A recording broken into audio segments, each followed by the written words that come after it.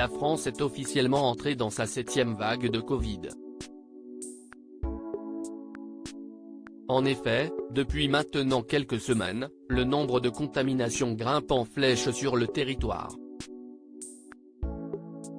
Par ailleurs, les chiffres mettent également en évidence une hausse des admissions de cas Covid au sein des hôpitaux. Face à cette situation, les autorités sanitaires recommandent aux personnes les plus à risque d'aller se faire injecter un second rappel de vaccin anti-Covid.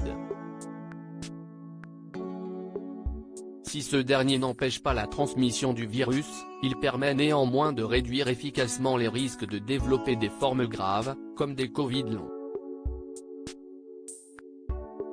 À ce sujet, une équipe de chercheurs d'Harvard a réalisé une étude scientifique mettant en évidence une nouvelle théorie concernant le coronavirus. Apparemment, les résultats de cette fameuse étude démontrent que la protéine spike du Covid-19, qui permet au virus de pénétrer dans les cellules du corps humain, est présente dans le plasma de la majorité des patients atteints de Covid long. En revanche, elle est totalement absente chez les personnes ne présentant plus aucun symptôme lié au virus.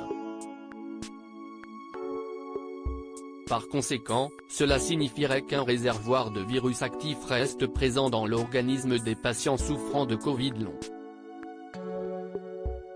Les Covid longs bientôt identifiés grâce à une simple prise de sang?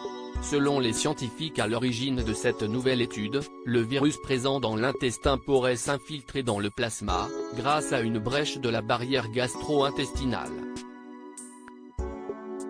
Pour rappel, cette théorie avait déjà été avancée dans une autre étude de l'université de Stanford, publiée entre avril et mai 2022. Là encore, des fragments d'ARN du Covid-19 étaient présents chez la majorité patients souffrant toujours du virus 7 mois après leur infection initiale. Si cette fameuse théorie finissait par être confirmée, les cas de Covid long pourraient ainsi être identifiés par une simple prise de sang, qui permettrait de doser la présence de la protéine spike.